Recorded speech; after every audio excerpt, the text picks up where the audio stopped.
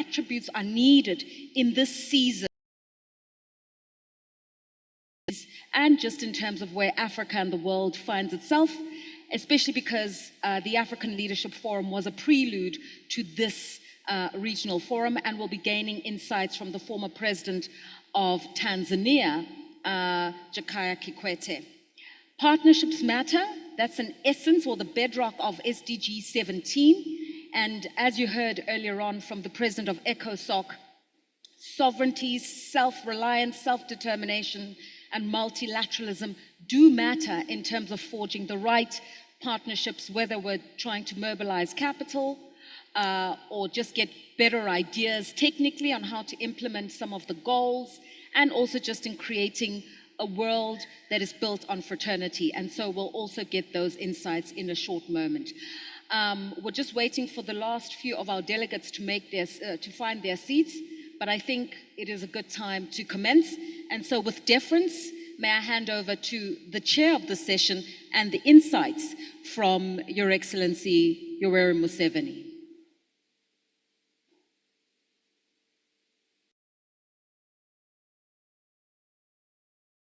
Hello. No, me, I have already made my remarks, so I think it should be His Excellency Mnangagwa to speak now. Well, I spoke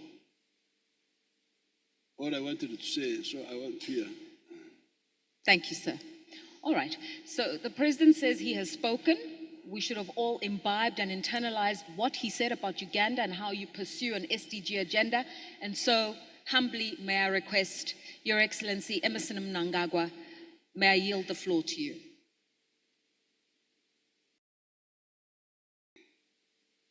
Your Excellency, my dear brother,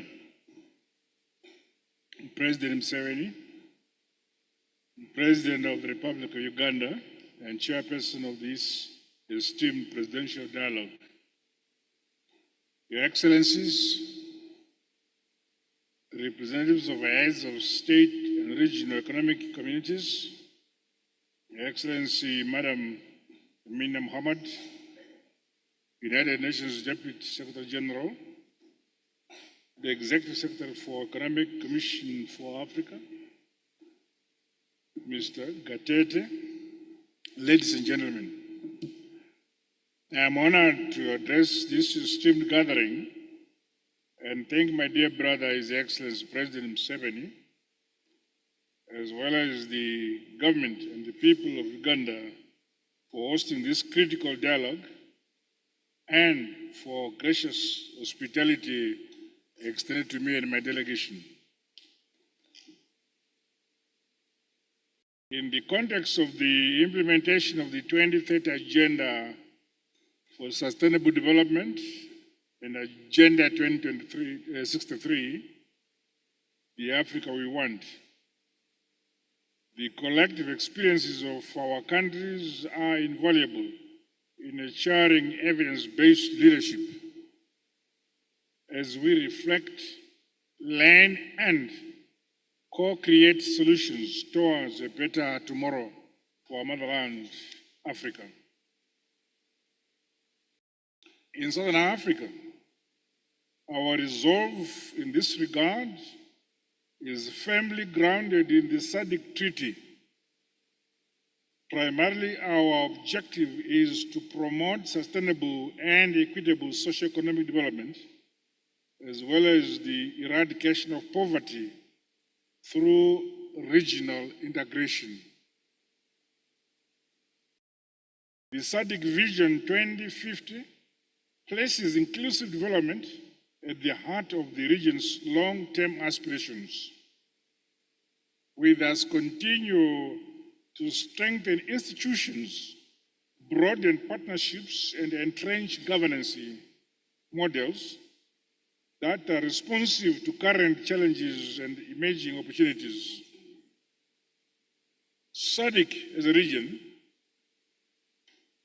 is implementing adaptation and mitigation strategies, which include climate-smart agriculture practices and the promotion of traditional crops. The establishment of irrigation infrastructure is being scaled up. In the case of Zimbabwe, the provision of inputs to smallholder farmers that are specific to the respective climatic regions, along with the drilling of boreholes and the establishment of nutritional gardens, are having positive impacts on incomes as well as food and nutrition security at household level. The transformational model is in turn accelerating rural industrialization, as well as the adoption of relevant technologies which are backed by our strong traditional knowledge systems, all resulting in both job creation at the community level, leaving no one and no place behind. Your Excellencies, the SADC Regional Indicative Strategic Development Plan 2020 to 2030 and the SADC Industrialization Strategy and Roadmap 2015 to 2063 are the main frameworks adopted to actualize Agenda 2063. These will go a long way towards achieving the Sustainable Development Goals, including in particular goal number 8 on decent work and economic growth. Employment creation and empowerment have been deemed central objectives in national development plans, while the mainstreaming of these key cogs across macroeconomic and sectoral policies is also a priority. In other words, we are of the view that our fiscal and monetary policy should simultaneously promote economic stability and job creation. These objectives are complementary and mutually reinforcing. We recognize that our SADC region's abundant natural resources offer a unique comparative advantage that must be fully leveraged to create decent jobs, sustainable enterprises, and economic development through sustainable value chains, especially in commodity sectors. In this regard, through the SADC Industrialization Strategy and Roadmap, the region has identified priority value chains in agriculture and mining. Focus is on scaling up industrialization, diversifying industrial sectors, infrastructure development, tourism, and ICT, among others, to ultimately stimulate intra-regional trade. Further, youth employability and skills development remain top regional priorities. Riding on the demographic dividend, SADC member states are undertaking various education sector reforms to make education institutions centers of excellency for innovation, entrepreneurship, and skills development. The goal is to ensure that young people are equipped with the appropriate knowledge and skills for jobs and the future. Additionally, we are scaling up investments in technical vocational education and training, with a renewed emphasis on practical and digital skills to help young people and women to benefit from the ongoing technological and green transitions. Solutions and the new products related to agrotech, fintech, digital health, and climate technologies, among others, have the potential to propel modernization and industrialization of the continent. In Zimbabwe, we are leveraging on the energy, creativity, and innovativeness of the youth and have established innovation hubs which are helping to spur inclusive development. In 2024,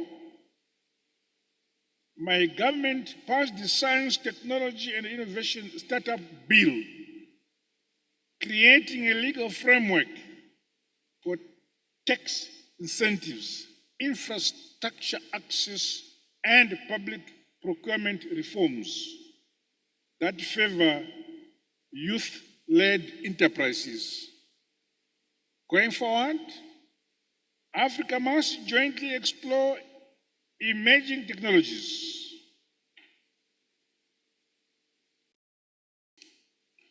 These should include harnessing artificial intelligence and the Internet of Things to drive productivity, build globally competitive economies, and to boost intra-Africa trade.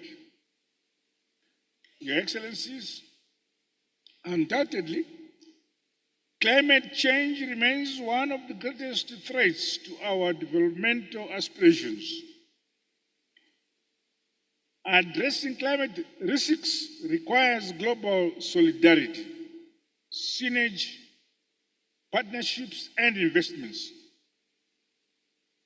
Calls for increased climate financing and technology transfer to Africa and the global south towards strengthening resilience and adaptation should remain pronounced. In our pursuit of inclusive growth, renewable energy has emerged as a vital enabler. Through the adoption of an energy mix that best suits our realities, our continent must see more of our communities, particularly those in rural areas, having increased access to affordable and clean energy. Energy transition, therefore, presents immense possibilities for green jobs for Africa's youth and women. The need for infrastructure financing, while being cautious of the risk of debt burden, requires us to embrace innovative financing models to leapfrog sustainable development and economic growth. Regional collaboration in financing large-scale infrastructure projects is essential to drive connectivity and economic integration for shared modernization, industrialization, and prosperity for Mother Africa.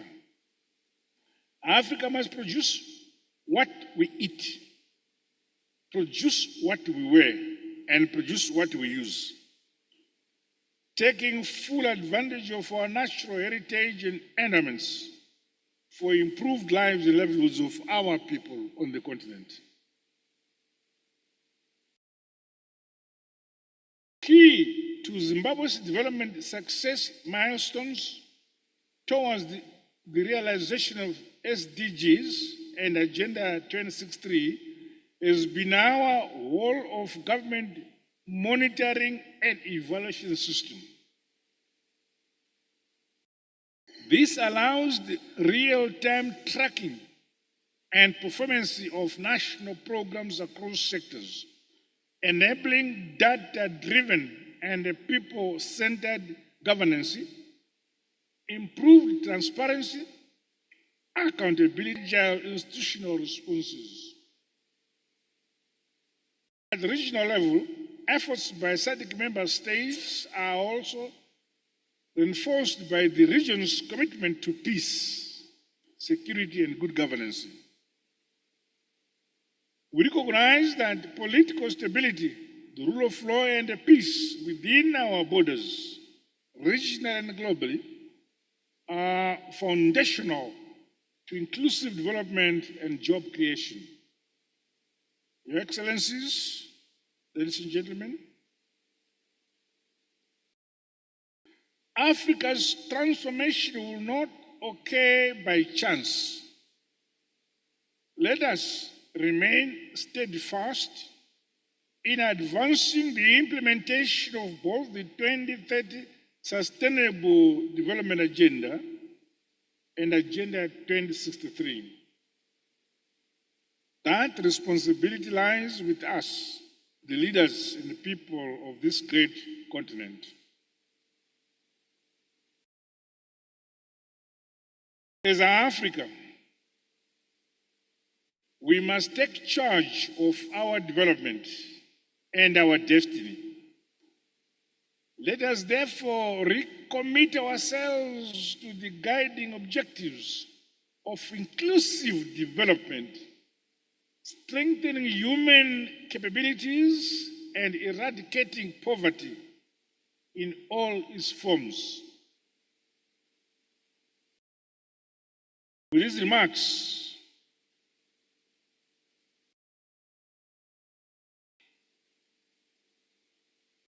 these issues remain at the center of our shared aspirations for a prosperous, peaceful Africa, SADC, and Zimbabwe stands ready to play its part in this journey to the modernization of our continent.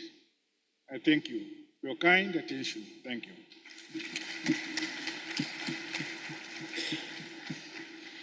And we are thankful to you for your great insights, Mr. President, reminding us that regional economic communities matter and that there's an interconnectedness between climate change, food security, innovation, and green jobs for the youth. And you've mentioned the youth quite a lot, which means that they're very much at the center of your focus as you consider the youth dividend on the continent. I do have a follow-up question for you, Your Excellency, which is, we are on a tight schedule now, 5 years to go. If there's one thing that you would do to accelerate the realization of these goals, what would it be? My view is that we cannot have individual countries championing as individual countries. It must be a collective and a collaborative effort where we continuously share, discuss, and interrogate what we have as our means to achieve our goals, sharpen our understanding, sharpen our appreciation of the journey we need to travel together, leaving no one an origin behind. Leave no one behind.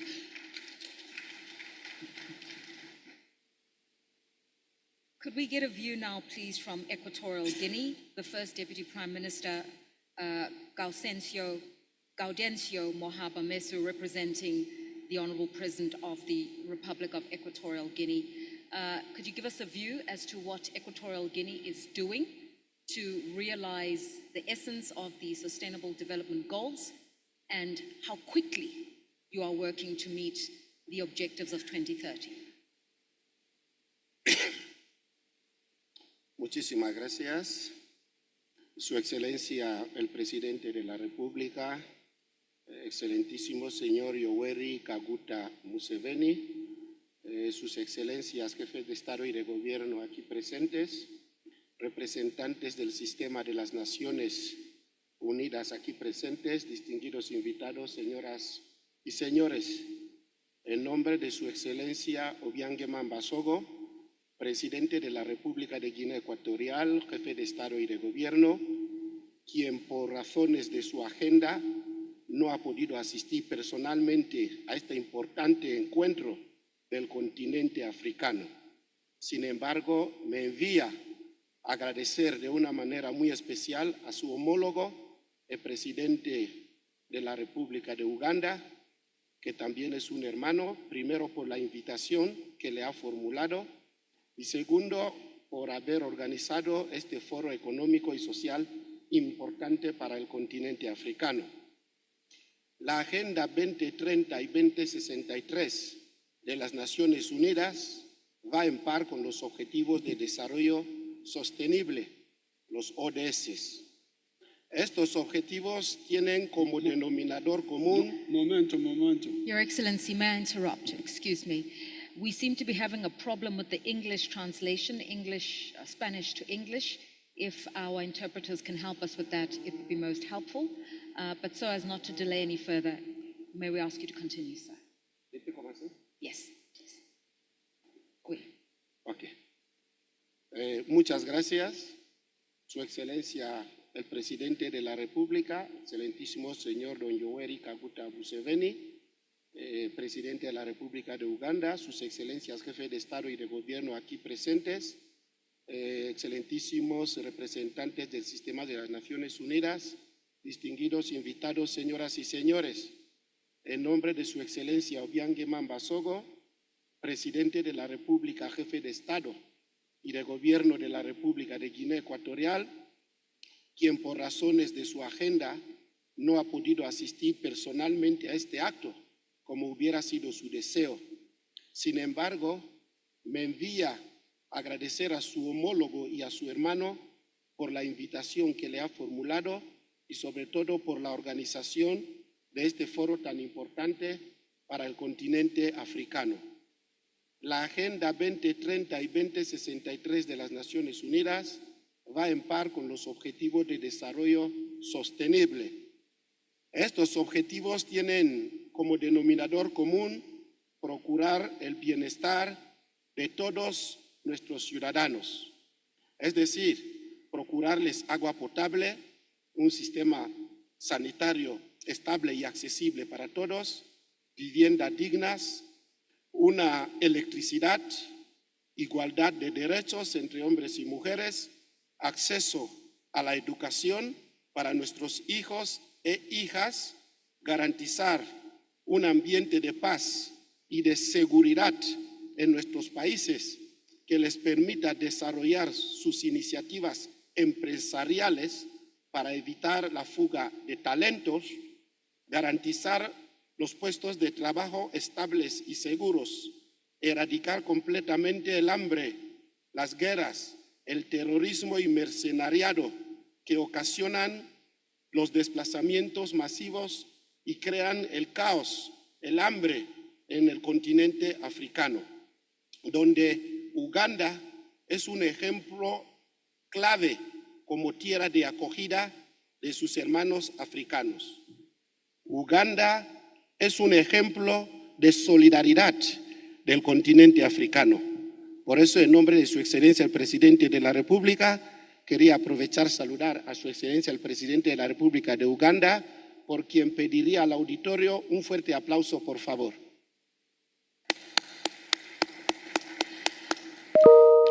Ahora, actualmente, para que nosotros, a nivel del continente africano, podamos dar lo que es la visibilidad y respuesta a los enormes desafíos con los que nos enfrentamos, considero que este encuentro, esta reunión es muy importante para que como africanos podamos revisar los avances, desafíos y oportunidades en la implementación de la Agenda 2030 y la Agenda 2063 de las Naciones Unidas y servir como una reunión preparatoria regional de África para poder organizar los próximos foros que tenemos que enfrentar a lo largo del presente año 2025. Se trata del Foro de Nueva York en julio 2025 y la cumbre que se va a desarrollar también el 4 de noviembre en Qatar. Voy a concluir con el aforismo que dice: a problemas africanos, soluciones africanas. Distinguidos invitados, señoras y señores, estamos totalmente de acuerdo con la declaración del presidente de la República de Uganda en el sentido de que transformar nuestros productos es lo más importante y evitar lo que es las exportaciones de nuestra materia prima. Porque cuando transformamos nuestros productos, esto genera mano de obra, genera el pago de impuestos y también el disfrute del valor añadido a nuestra materia prima. Mi país, la República de Guinea Ecuatorial, después de haber concluido satisfactoriamente su primera fase de desarrollo de las infraestructuras con la construcción de puertos, aeropuertos, autopistas, viviendas sociales, hospitales, etcétera, etcétera, ahora estamos inmersos en la diversificación de nuestra economía con la industrialización del país como única manera de garantizar el empleo juvenil y el sector agrícola. El destino de África se encuentra en nuestras manos. Tenemos herramientas para revertir la situación y llevar el control de nuestro propio destino. Pero para ello debemos intervenir hoy y no mañana, porque mañana será demasiado tarde. Que Dios bendiga la República de Uganda, que Dios bendiga nuestras reuniones y estos encuentros y que Dios bendiga el continente africano. Muchísimas gracias a todos. Muchas gracias, First Deputy Prime Minister Galsendio Mohaba Mesu, representing President Theodora Obiang Nguema Mbasongo. I have to apologize. We were notified that there is no translation, unfortunately, from Spanish to English, but I'm going to hazard a little bit of a translation from the little bit of Spanish I know, and then you can tell me, Deputy Prime Minister, whether I got it right or not. So the future is now, it's not far. Energy security matters. We need to end the wars. We need to create greater security for the youth, to create a future of hope for our sons and daughters. It's important to convene at meetings like this for the dignity of the humanity of Africans and our contribution to the world. You want to reiterate President Museveni's call for local production of made in Africa goods.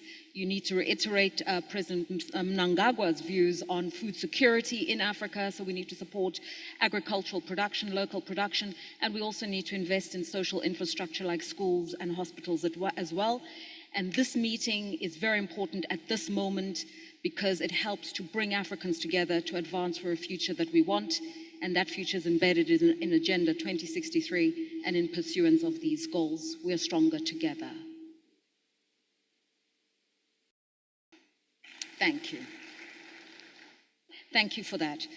I'd now like to defer and yield the floor to the former President of Tanzania, His Excellency Jakaya Kikwete, who's also a champion or a patron for the African Leadership Forum, and who has presided over that forum along with other heads of state over the last 2 days as a prelude to this regional forum. And I guess the question for you, former President Kikwete, is African leadership in pursuance of these SDGs. That's really what you were talking about. What can leaders actually do at the highest level?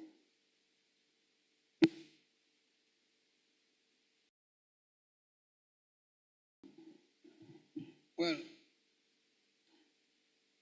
Excellency President Museveni, Chair of this session, President Mnangagwa, First Deputy Prime Minister, Chair of ECOSOC, or President of ECOSOC, English participants, ladies, gentlemen. Well, first let me say it is a great honor for us. You know, we have in Africa created Africa Leaders Forum. This brings together retired and serving leaders. It is an idea that was mooted by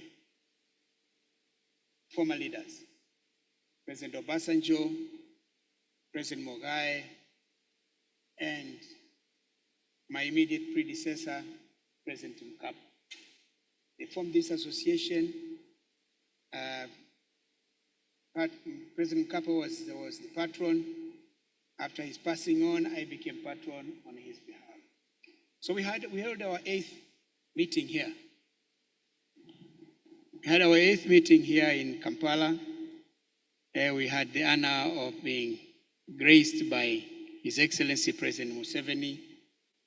And the theme of our discussions has been realizing sustainable development goals in Africa, progress and way forward. Well, in the discussions, we underscored the critical importance of harnessing science-based, inclusive solutions for economic transformation and job creation as paramount. In the meeting, we said Africa stands at a pivotal juncture with a youthful population and abundant resources. The potential for economic transformation in Africa is immense. And the ADB estimates that or projects that working age population will increase to 1.1 billion by 2050. This presents not only an opportunity, but also a responsibility on our part to ensure that these young people are empowered with the skills and opportunities they need to thrive.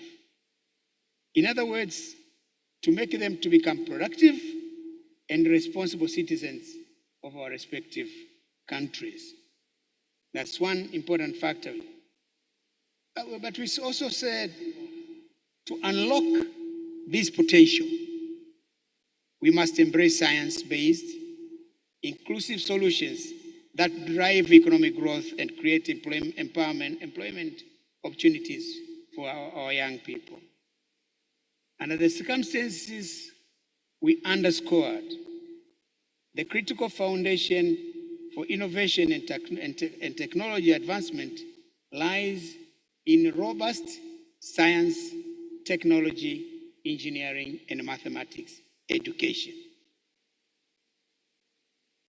By prioritizing investment in these fields, we'll be equipping our youth with the skills necessary to thrive a knowledge-based economy.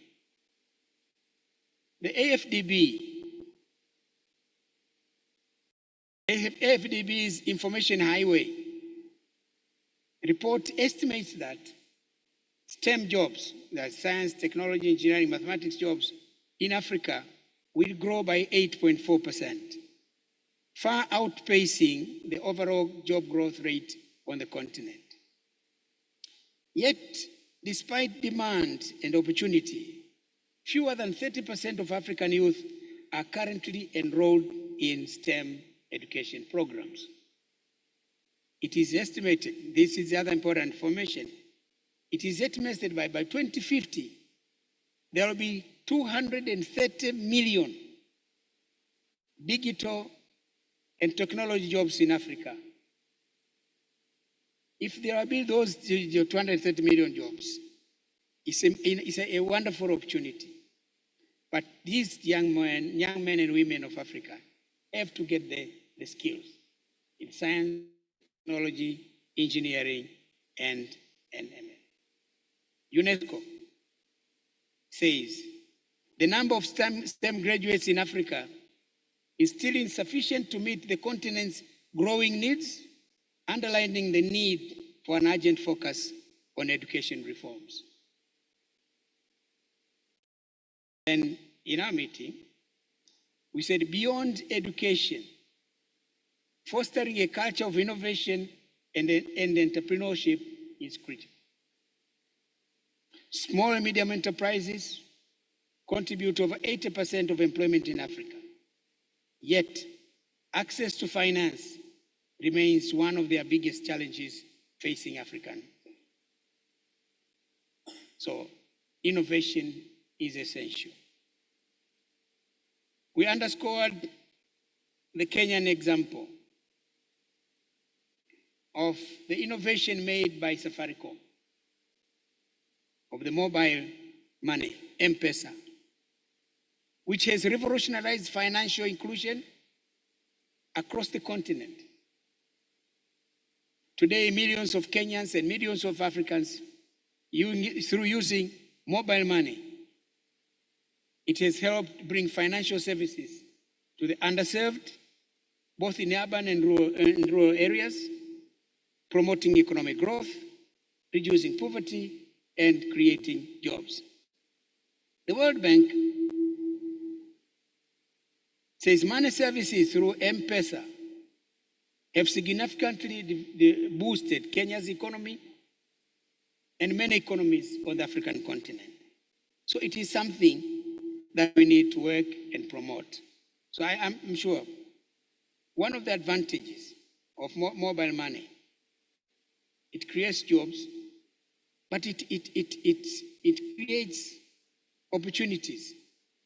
Today, if somebody has milk in Uganda, wants to sell the milk in Tanzania, he does not have to travel to Tanzania. He uses his phone, talks to the buyer in Tanzania, the milk is ready. That buyer in Tanzania pays the Ugandan businessman through the phone, and then they organize transportation, and the guy waits for his milk at Bukoba, receives the milk, and does business. So you can see how the mobile phone has really helped in promoting economic growth, creating jobs, and also facilitating trade within our country. So we in the African Leaders Forum, we underscore the usefulness of technology in promoting technology to advance economic growth, create jobs for our young people. Of course, Tanzania has a similar example among African nations as being essential. By sharing knowledge, resources, and best practices, we can collectively overcome challenges and accelerate progress towards sustainable development goals and Agenda 2063.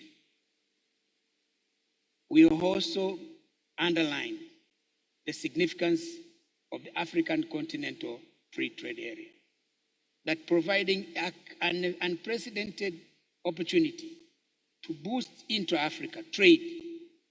So we're encouraging African countries. Last year, the session before this year, we held it in Ghana.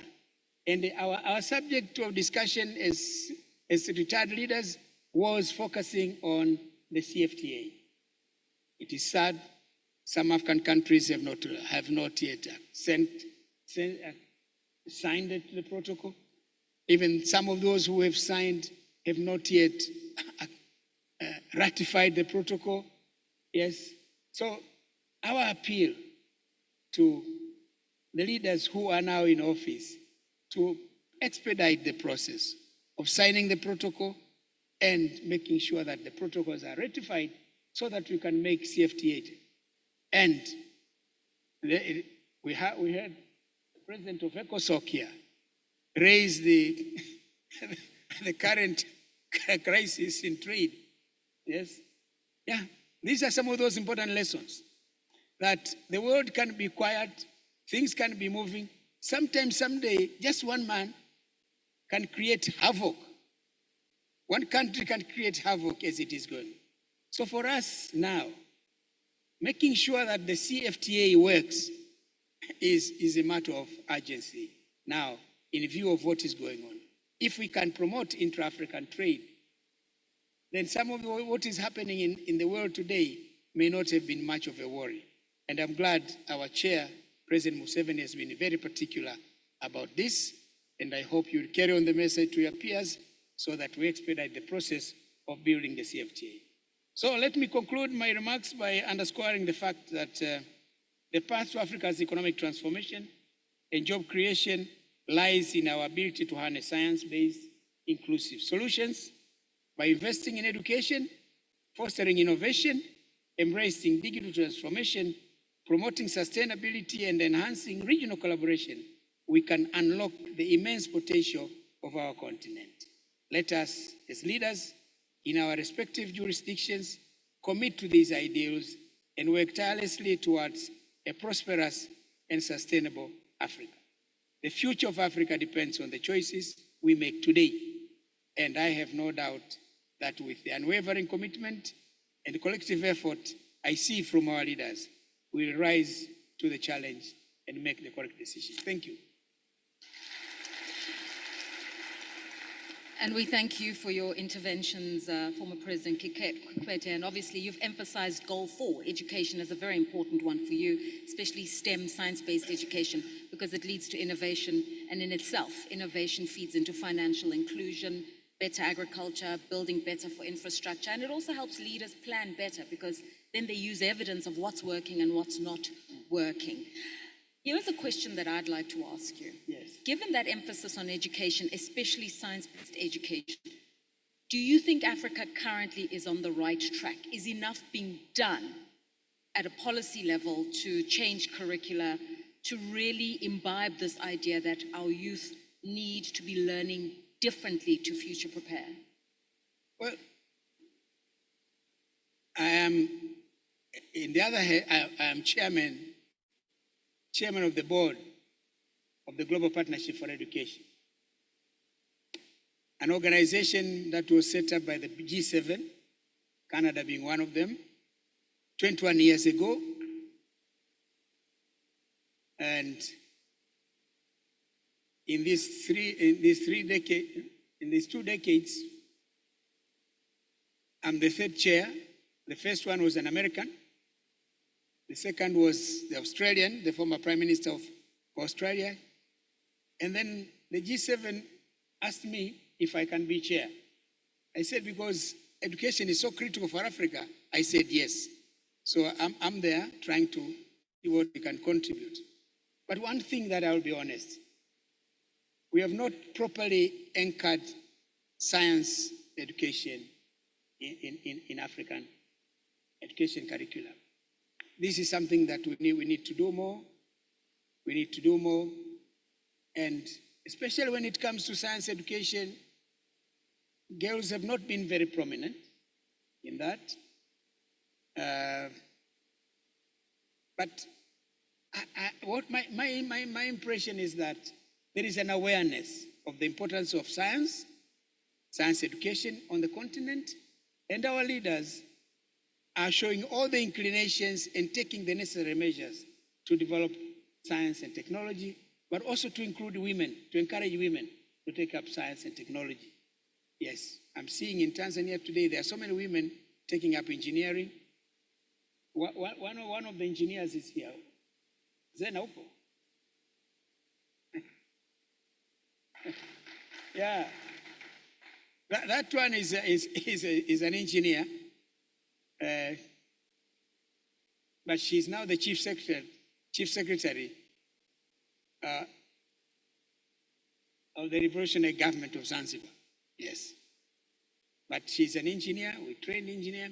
I was saying yesterday we had president, we had a young man from here who was saying, when we were discussing education issues, who was saying, you guys are complaining about education.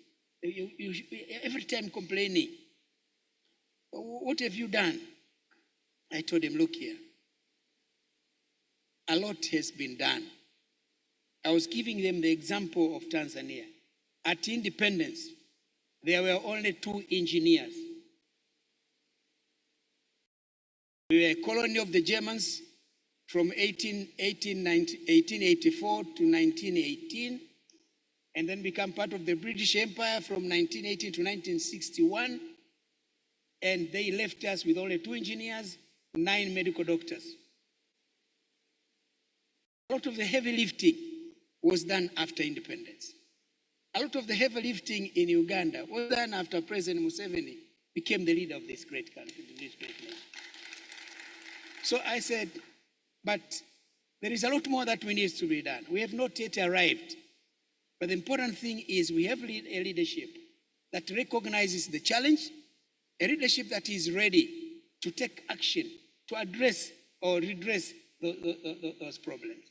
So I'm saying we need to do more. on investment in science, technology, engineering, and mathematics. Education, yes, we are doing, not good enough. We can do more.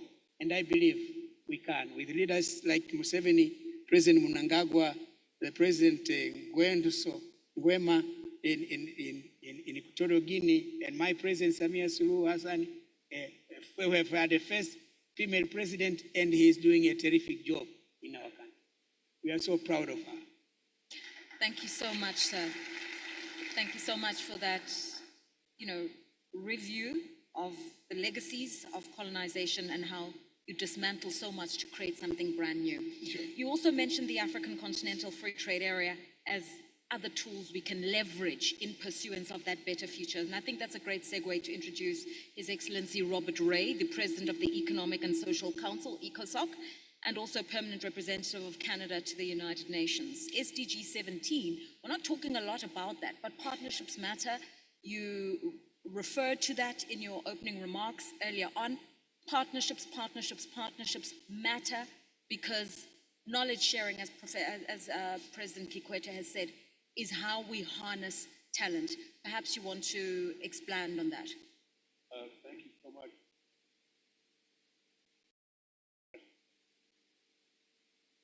Thank you. There, okay, now, thank you. First of all, presidents and former presidents, colleagues, Deputy Prime Minister, it's a great privilege to be on this platform. I did serve as the Premier of Ontario, which is Canada's largest province, 35 years ago, so that's a long time. I would say to everyone here who is in office, there's lots to do afterwards, and I think President Kikwete's leadership has been quite splendid in demonstrating that to all of us today. Leonardo, thank you for your question.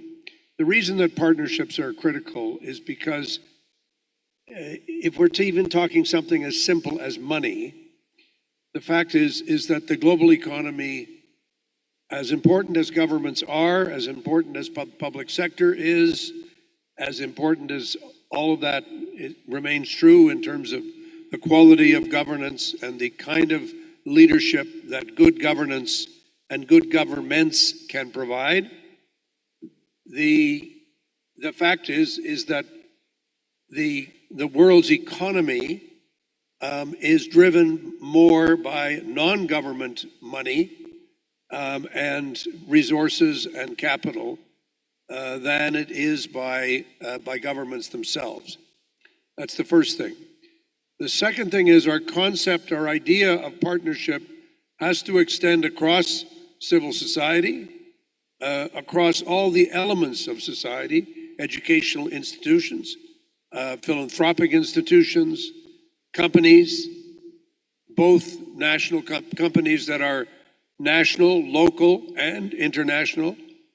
And all of that partnership is going to be required for us to make progress and deeper progress on the Sustainable Development Goals.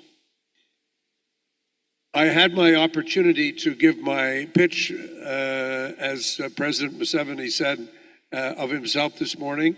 So I won't go on very much longer, but I did want to make two important points. The first one is we are at an inflection point. And I'm very glad that President Kikwete, as well as President Museveni in his remarks, made reference to history and also made reference to the need for national and regional action. Because the reality is the opportunities for Africa are going to be created by Africans. And that doesn't mean the rest of the world doesn't care, not at all. But it does mean that the World Bank should work for you, not you work for the World Bank. The IMF should work for you, not you work for the IMF. The international institutions need to work in cooperation with the needs of Africa, the needs of Asia, the needs of every country. And I think we need to understand that some of our approaches to aid and international assistance since decolonization have in some ways been a continuation of colonization. And now we need to move to a new phase, a phase that is led by the people of the world themselves. Because I firmly believe that to some extent, a lot of the conversation that I see at the UN is about a process of mutual blame. You're not doing this, you need to do this. You're not doing that, you need to do that. And we go back and forth. It's not always productive, frankly. Doesn't always get us to solutions. And so I really firmly believe that it's in assisting, not doing, but in assisting the development of capacity, in doing what we can to encourage investment that is respectful, productive, respects national sovereignty, respects national rules, and also respects national priorities and needs. This is essential. I mentioned previously that I had been, as a premier, Ontario is a very mineral-rich part of the world. Mining has been part of our history as a country for 150, 200 years. But I know that as premier of that province, I had to engage in a lot of real. So it requires more of a circular economy, which means corporate change as well as government policy change. But I really do think we're at a point of inflection when we need to see even, yes, the things I don't like, the tariffs, not a good idea. Really not a good idea for the world, not a good idea for any country, including the United States. We need to look at the whole issue of development assistance and how that is supposed to work and how it may work. But we also need to understand that some of the ambition that countries may have had in the past as to how much they were going to get from some other country, you have to say, you can't predict whether that's going to happen. And as we all learn, we have to learn how to control the things we can control and to do the things that we can in order to make change happen. Change isn't always what you tell other people to do. Change is what you have to do yourself.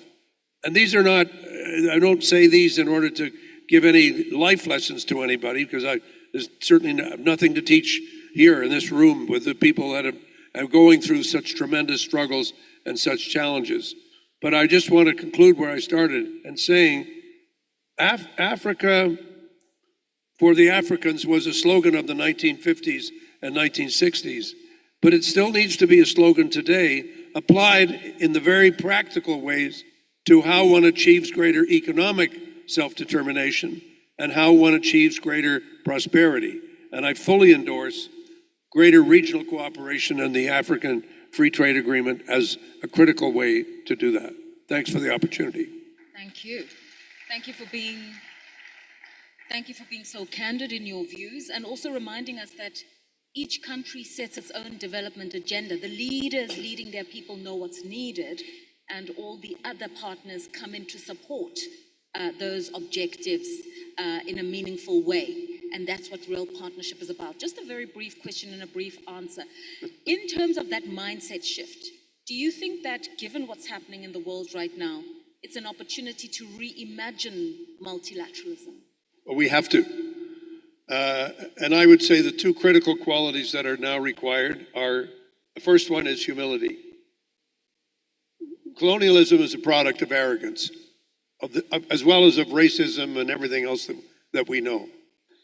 But colonialism is a product of arrogance because it assumes that one group of people know better than others what should happen. And we can't, if anybody sees the continuation of arrogance, then we have to get rid of it. We have to learn genuine humility in the face of the challenges that we face today. And the second is the ability to listen. We teach public speaking. We teach debating. We don't teach listening. And I say, particularly to get even into deeper trouble that I'm already in, this is something that women know better than men in terms of what the listening process is about. I have a few fans out there. Let me guess which sex they're a member of. But it's something we have to learn, learning how to listen. When I first came to the UN in 2020, I would often find myself alone because of COVID. We were only allowed to sit alone. And they'd say, where the hell is the ambassador gone? We can't find him. Everybody would get very worried. And they didn't know where he was doing. What are you doing? I said, I'm sitting in the hall and I'm listening because I want to listen to what it is that people are saying. I don't necessarily agree with it.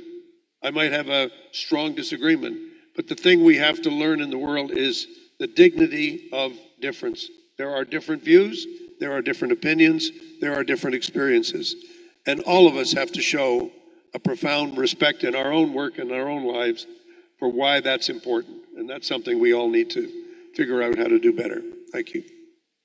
Thank you for being candid in your views, and you're really amongst friends here.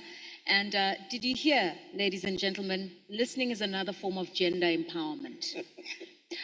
At this juncture, I'd like to defer to our chair, the president of Uganda. I know, sir, you said I've already spoken, but we'd really love to just hear very briefly your reflections on the remarks made by their excellencies and just a call to action as we get into the essence of the regional forum over the next few days.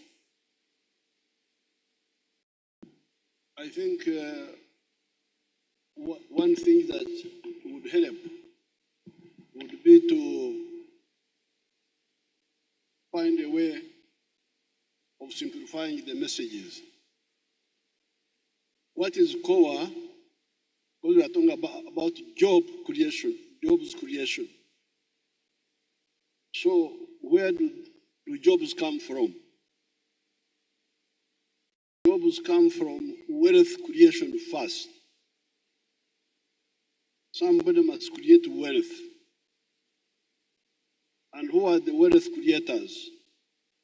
Number one, the private people. Number two, the cooperative, people who combine. Number three, did you hear that? We've heard you, Excellency. Number three, the corporate. Number four, the parastatals. These are the four that create wealth.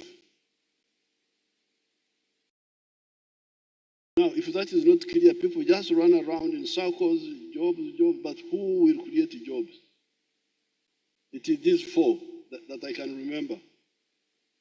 Now, the wealth is mine, but in the process I create jobs. If it is a cooperative, the same. If it is a company, the same. If they are government companies, parastatals, it's the same. So after that, then what is crucial is infrastructure to help the job creators do it easily and cheaply, so that what they produce is competitive. Now, number three is what we are talking about: the human resource development, the people to help in the wealth creation, the workers, the scientists, the STEM, what we are talking about now. This is the next one. But if you only deal with for instance, education, but you don't deal with the wealth creation, you will create a diaspora. You will find scientists who have no jobs, and they go to look for them abroad. We already have that problem here. Unemployed graduates. Then the next one is capital. The wealth creators. Where do they get the capital from? This is the cost of money in the banks. And what we are talking about, the pension funds and all that. Now, then finally, what is crucial is the market. When the wealth creators create wealth, where do they create products where do they sell it to? Here in Africa and in the world, I would want to introduce two words. Africa integration, I don't call it partnership. This is brotherhood. You need to know that my brother is there, I should be with him. This is brotherhood. I don't call it partnership, that we are partners with Tanzania. When we got independence, Mwalimu had a problem of calling the Minister of Foreign Affairs, the one who was dealing with us. He called him for a long time Minister of External Affairs. Uganda was not foreign to Tanzania. It was just external. So in Africa here, the CFTA, East African Community, COMESA, this is brotherhood. To use this brotherhood for our own. And if we really develop it, we shall immunize ourselves against all this confusion going on. You can have confusion in Canada, in all those places, and we shall be prosperous here. But it is now with the others, the Chinese, the what, that I would call partners. So for me, it is brotherhood within Africa and partnership beyond Africa. Merci beaucoup.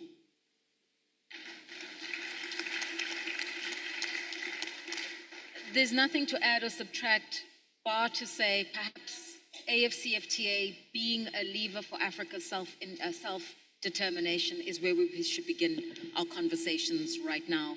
And we should see that as fraternity and brotherhood as opposed to anything else. I want to thank our excellencies for your frank and candid interventions and for also shaping the tone of what the 11th Africa Regional Forum should really focus our attention on. In a short while, we'll be just concluding some of the administrative business that has to do with the election of the Bureau. But before we do that, I'm going to ask that we stand as we let our excellencies take their leave. But if you would just give me the latitude to do this one thing. Your Excellencies, there were some young people who came to me before we convened the presidential dialogue and said, we are here. And they are school-going age. And I said, who are you? And they said, we are the SDG Academy Young Pioneers from Kenya. And during their school holidays, they are here to just take some life lessons from you. So if those young people from the SDG Young Pioneers could just wave so that our presidents can see you and you know that I did mention you. There they are.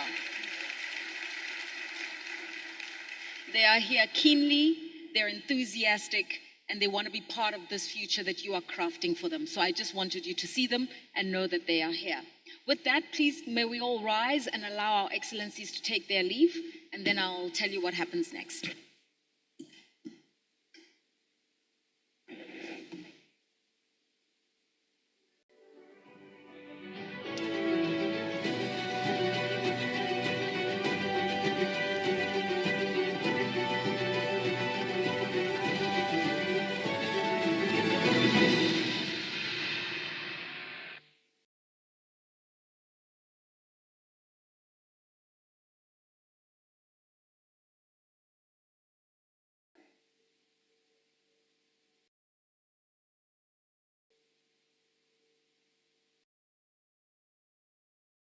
Okay, once again, perhaps we can applaud our excellencies for their time and their candid views on some of the themes around job creation.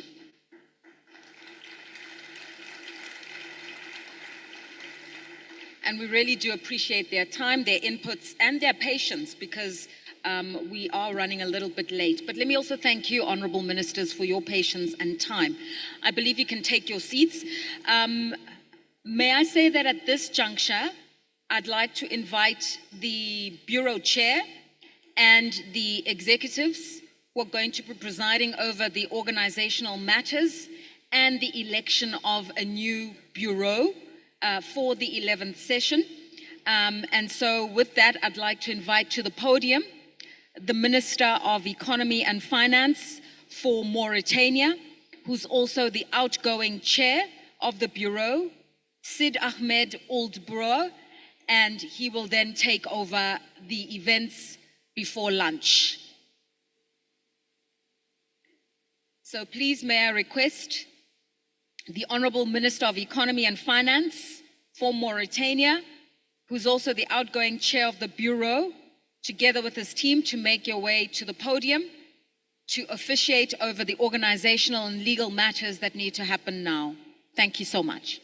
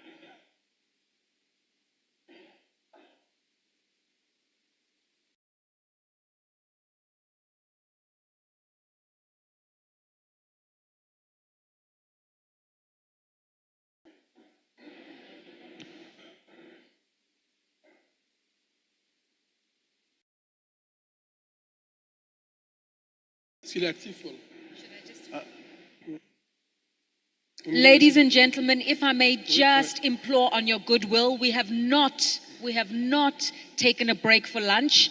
We still have some administrative issues. Could we ask everybody just to take a seat? It's just for a short while as we do the election of a new bureau. Please, could we ask everybody to take their seats? All of you honorable ministers of finance, economic development and planning, if you could just take your seats, because this is an event that concerns you for the election of the new bureau and the release of the outgoing bureau. And I'd like to defer to our bureau chair to handle these administrative issues that concern you. Thank you very much.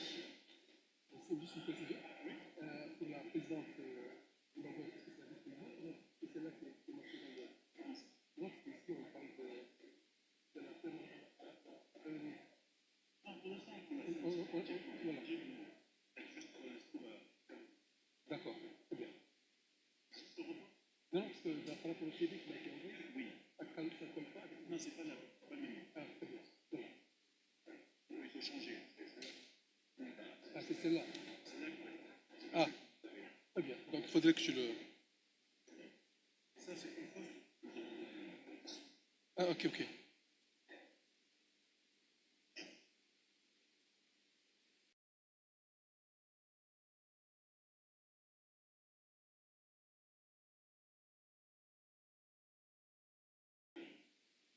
Alors bonjour. Nous allons s'il vous plaît commencer le processus d'élection du bureau. Distingués délégués, je vous invite à présent à passer aux questions organisationnelles, en particulier l'élection du bureau de la 11e session du Forum régional africain sur le développement durable. Je donne maintenant la parole au secrétariat qui va nous présenter une brève explication sur le rôle, la composition et le processus d'élection du bureau. Secrétariat, vous avez la parole. Merci, Excellence, Monsieur le Ministre. Je vais très brièvement faire un rappel de la composition du bureau sortant et expliquer comment, traditionnellement, le Forum africain sur le développement durable procède par rapport à la rotation entre les sous-régions. Donc, le bureau sortant était présidé par l'Afrique du Nord et représenté par la Mauritanie. Donc, sur le principe de la rotation, l'Afrique du Nord va être rapporteur dans le bureau entrant. Et chaque sous-région montera d'un niveau, de troisième vice-président à deuxième vice-président, de deuxième vice-président à premier vice-président, et ainsi de suite. Pour cette année, nous avons eu des consultations avec le bureau sortant, et effectivement, l'Afrique de l'Est est passée de la deuxième vice-présidence directement à la présidence, étant donné que cette année, exceptionnellement, nous avons interverti entre l'Afrique australe et l'Afrique de l'Est. Donc l'Afrique de l'Est accueille le forum cette année, et l'année prochaine, l'Afrique australe accueillera le forum. Mais à l'exception de cela, le reste du processus demeure le même. Donc, pour résumer, Monsieur le Ministre, honorable délégué, la composition du bureau de la 11e session au niveau des sous-régions sera ainsi: présidence Afrique de l'Est, premier vice-président Afrique australe, deuxième vice-président Afrique centrale, troisième vice-président Afrique de l'Ouest et rapporteur Afrique du Nord, comme je l'ai indiqué. Honorable délégué, nous avons mis à votre disposition sur le site, avec l'ensemble des documents de ce forum, l'historique de la composition des bureaux des différents forums régionaux africains depuis leur création, ainsi qu'un document qui détaille le rôle et la composition du bureau du Forum régional africain pour le développement durable. Ce document, qui est sur le site, disponible dans les 2 langues de travail, propose en annexe des tableaux où on peut voir l'historique et le nombre de fois où chaque pays, dans chaque sous-région, a occupé des fonctions au sein des bureaux.